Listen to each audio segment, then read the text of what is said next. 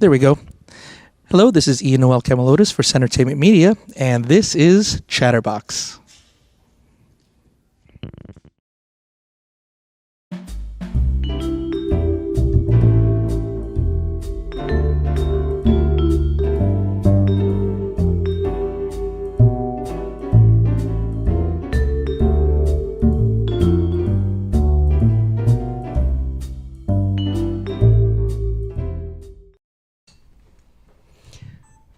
Hello, this is Ian Noel Camilotes for CEntertainmentMedia, and I'm here with Rosalie Chiang here at Anime Magic. So welcome. Thank you for having me.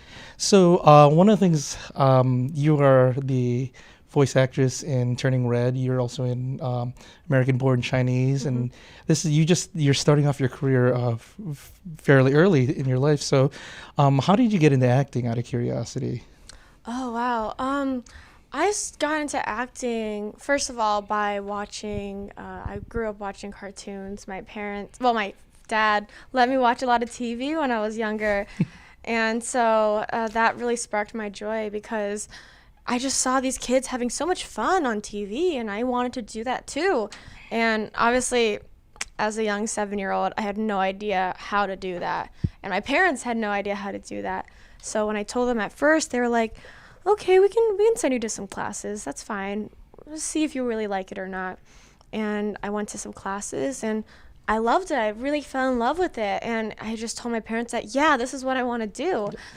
And then they said, okay, we can continue doing this, and we'll see what happens. My teacher told them, oh yeah, she has potential. And my parents just sort of rolled with that. And eventually my parents are like, you know what? You should, if you want to do acting, we should do it properly and go to Los Angeles. And so they took me to Los Angeles for a pilot season and episodic season, and the rest is history. Okay. Did you have any other passions other than acting growing up as well, or do you still have any? Yeah. When I was younger, I really loved writing poetry and painting. And Do you have 2 books that are I do published? have 2 books. One is called A is for Albatross. It's like a book about birds from A to Z. So each letter has its own bird and a little poem about them and a little like information slot about them. I wrote those when I was 12 years old. And there's another one called A is for Arowana, which is in the same spirit as the first book. And 1 letter for each thing. Yep. And it was like it was the first thing I really loved. And I remember for the second book, I wrote it before like properly professionally acting, and for the longest time we didn't publish it, and I finally got to publish it when I was 14. Okay. So it was like it was actually like a 2-3 year gap. So I'm glad I got it out there though. And then music as well, right? Your another passion is music for you as well? I love listening to K-pop music. It's probably my favorite. My friends got me into it, and so I continue listening to it all the time and going to concerts as much as I can. Okay. Does any of that do you bring any of some of those passions into the work you do as an actress? Yeah, for sure. I feel like all those passions have really shaped me as a person, and it sort of taught me to be adventurous and try new things. And that's how my parents allowed me to do acting, was because they wanted me to try a new thing. Okay. I've heard a little bit already about how you got the role in Turning Red. One of the questions I wanted to ask then, was the process a little different than when you got American Born Chinese at all? Not too different. It was pretty standard, just like I got an audition and my agent says, do the audition. And I said, okay, I did the audition, and then I got a call back, and then that was it. I think American Born Chinese, I didn't get a call back. I got the audition, and they said, just come in. Yeah. Okay. What are some of the differences then? I mean, other than some of the obvious, but what are the differences in the approach that you have for each acting role, voice acting versus live acting? I've definitely, like, the 3 main roles I had is pretty different. Like, one is an animated movie, one is an anime movie, and one of them is the dubbing movie, and then one is a live action role. I would say my mentality to all 3 never changed, and just do your best, just shape this character into who you think it should be the best, and just portray it the best you can.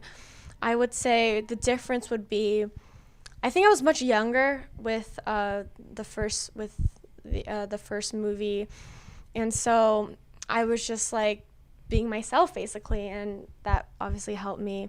And then I actually did an audition for the anime movie.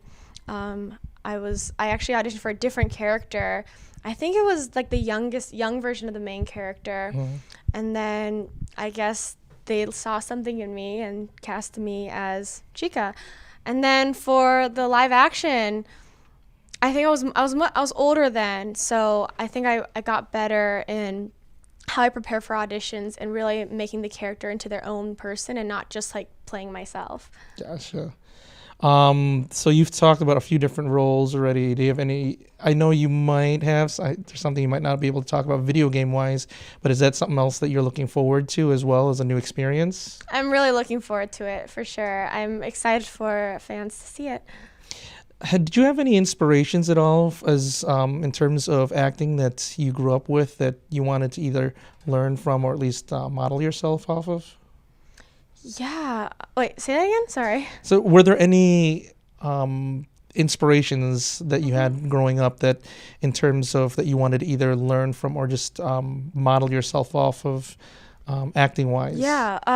For voiceover, my biggest inspiration was Nancy Cartwright, who plays a lot of the Simpsons characters. And it was just a video of her doing all her characters in 45 seconds. And that was the first time I really took voiceover seriously, because I realized, oh, the possibilities are endless. It's not just playing yourself. And so that really inspired me to continue, just keep on doing different characters and seeing what, and just experimenting with my voice. Okay. How about for live action? Any? For live action, I would say Steve Carell was a big inspiration.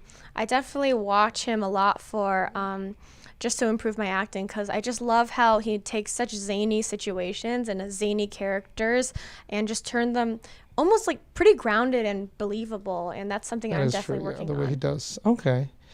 Well, with you being so young at this age, and this is a rarity for me to be able to interview younger performers, what advice do you have for anyone that wants to get into the field of acting, especially at a young age as well? Oh, like advice for any young actors? I would say the first thing I always say is just keep on trying. It's definitely a really difficult business, and I was very lucky, but your time will come, and just keep on working on your craft till then. Okay. Well, thank you so much for taking the time to speak with us here. I'm looking forward to seeing more of you in the future. Thank you so much. It was so nice meeting you. Sure thing. Well, this is Ian Camilotes for CEntertainmentMedia, and thank you for listening.